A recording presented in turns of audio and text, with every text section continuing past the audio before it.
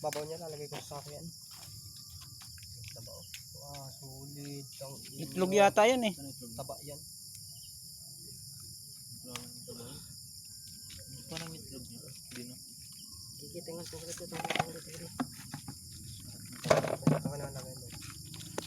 Ilang araw ang ulam yan. Parang may Ayan o. sa itlog. Ayun o. Dami yan.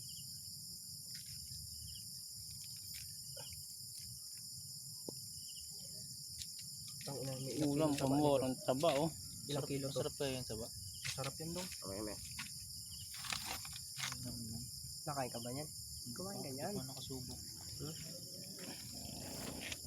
Yan guys oh. Ang taba. Tumasak mo pulutan.